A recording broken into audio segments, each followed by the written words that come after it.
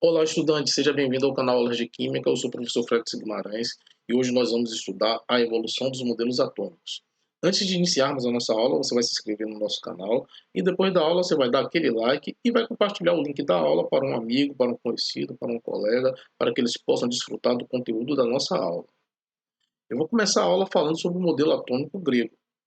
Aproximadamente 5 séculos antes de Cristo, Leucipo e Demócrito, eles pensaram na constituição da matéria. Eles imaginaram que, se pegássemos a matéria e fôssemos dividindo de forma indefinida, deveríamos chegar a um ponto onde a gente não iria mais conseguir dividir. Esse ponto eles chamaram de átomo. A palavra átomo vem do grego e quer dizer aquilo que não tem parte, algo indivisível. Então, para Leucipo e para Demócrito, a matéria ela é formada por partículas indivisíveis chamadas átomos. Porém, Empédocles disse que a matéria ela é formada por 4 elementos imutáveis: a terra, o fogo, a água e o ar. Então, a ideia de constituição da matéria proposta por Leucipo e por Demócrito, ela não vingou, ela não foi bem aceita. Posteriormente, Aristóteles veio e confirmou aquilo que Empédocles havia dito, né? Ele disse que a matéria ela é contínua e não é atômica. Então, a ideia de matéria formada por partículas indivisíveis, ela não vingou. Porém, muito tempo depois, já no século XIX, John Dalton propôs um modelo atômico experimental. Para Dalton, o átomo era rígido, indivisível, indestrutível e tinha uma forma esférica. Esse modelo atômico proposto por Dalton ficou conhecido como bola de bilhar. A partir desses estudos, ele propôs alguns postulados.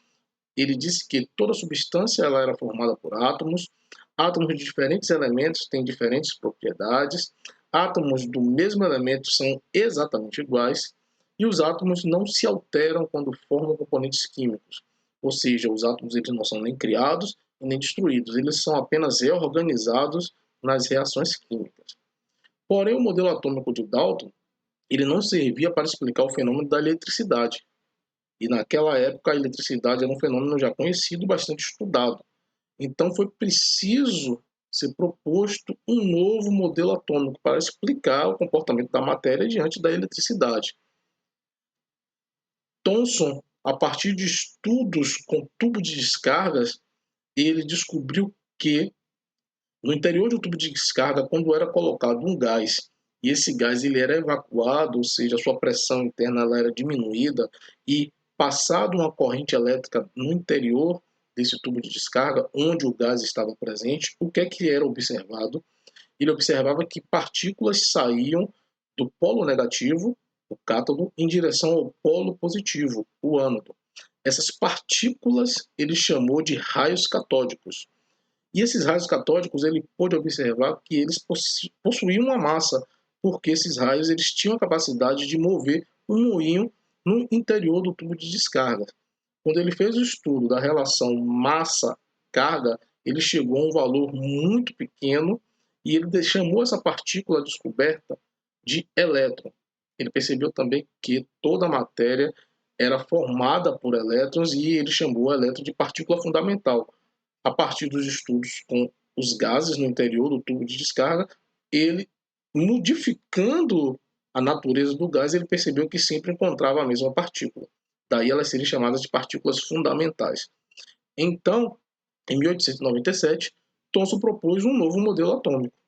Ele admitiu que o átomo era uma esfera maciça de carga positiva, estando os elétrons dispersos no seu interior, tal como as passas num pudim.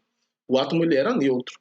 E o modelo atômico de Thomson ficou conhecido como pudim de passas.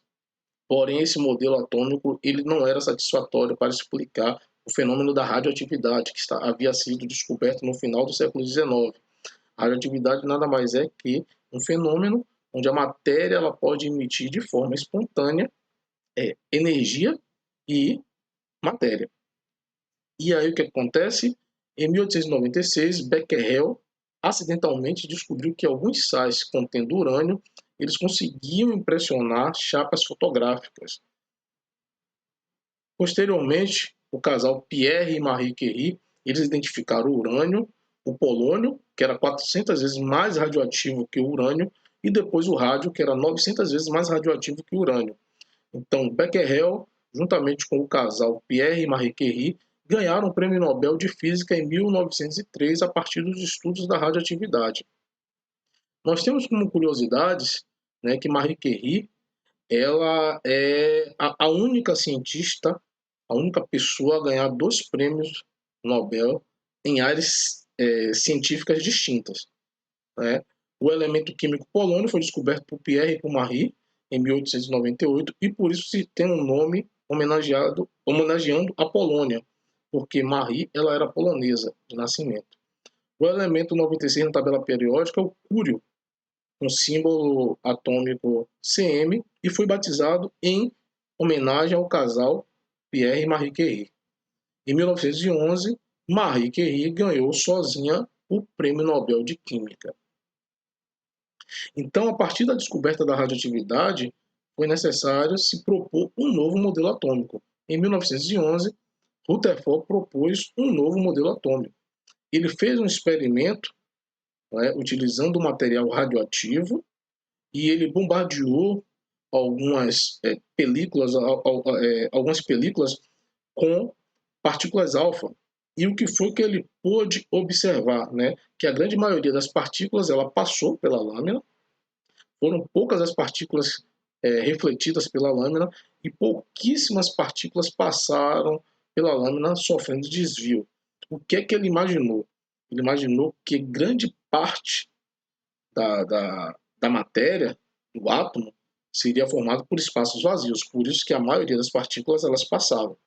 Nesse átomo deveria existir uma região positiva, porque as partículas alfas, quando passavam próximas a essa região positiva, ela sofria alguns desvios, né? E os elétrons, que já haviam sido descobertos por Thomson, eles deveriam estar girando ao redor dessa partícula positiva, né? E quando as partículas alfas também passavam próximas aos elétrons, elas eram atraídas, visto que as partículas alfas elas eram partículas positivas e os elétrons são partículas negativas. Né? Então, a maior parte do espaço do átomo é um espaço vazio. No seu interior existe uma pequena região central positiva, que foi chamada de núcleo, por isso que quando as partículas alfas passavam próxima a essa região positiva, elas sofriam, né, um desvio. No núcleo encontra-se a maior parte da massa do átomo e os elétrons eles estão girando à volta do núcleo em órbitas circulares. Porém, Rutherford não soube explicar o porquê do elétron não cair no núcleo, visto que o elétron é uma partícula de carga negativa que está em constante movimento. A tendência era que essa partícula girando perdesse energia e espiralasse dentro do núcleo, já que o núcleo é positivo e que a matéria entrasse em colapso. Então, foi necessário se criar um novo modelo atômico para complementar isso que Rutherford não soube explicar. Então, coube a Bohr, em 1913, propor um novo modelo atômico, o modelo atômico de Rutherford-Bohr. Vejam que o modelo atômico de Bohr ele vem para complementar o modelo atômico de Rutherford. Esse modelo ele foi proposto em 1913 e para Bohr, né, o átomo possui um núcleo central, assim como o Rutherford havia dito. Os elétrons eles descrevem órbitas circulares em torno do núcleo e os elétrons só podem ocupar determinados níveis de energia. Então, por isso que o elétron não caía dentro do núcleo, né? A cada órbita corresponde a um valor de energia. Então, a partir dos estudos, né, do início ali do século XX, os estudos da física quântica, então Bohr propôs que a energia do elétron fosse uma energia quantizada, visto que eles só poderiam ocupar determinados níveis de energia, por isso que o elétron não caía dentro do núcleo. Só que o elétron, se ele sofrer alguma força externa, alguma interação externa, o que, é que pode acontecer com ele? Né? Quando o elétron ele absorve certa quantidade de energia, ele salta para uma órbita mais energética. Contudo, quando esse elétron que absorveu essa energia, ele libera essa energia, ele retorna à sua órbita original, libera a mesma quantidade de energia, na forma de onda eletromagnética, na forma de luz. E como é que é o modelo atômico atualmente? Então, em 1919, Rutherford descobriu que o núcleo é formado por partículas subatômicas positivas, denominadas prótons, e em 1932, James Chadwick descobriu a existência do nêutron, que é uma partícula existente no interior do núcleo, e o nêutron ele tem massa, mas ele não tem carga. E o modelo atômico que a gente visualiza, na maioria das vezes, esse modelo que vocês podem ver aí, um modelo formado por um núcleo, uma região central de carga positiva, e a eletrosfera, onde os elétrons estão girando ao redor. Então, a nossa aula de hoje foi sobre a evolução dos modelos atômicos, desde o modelo grego até o modelo atômico Rutherford Bohr. Um grande abraço a todos e até a próxima.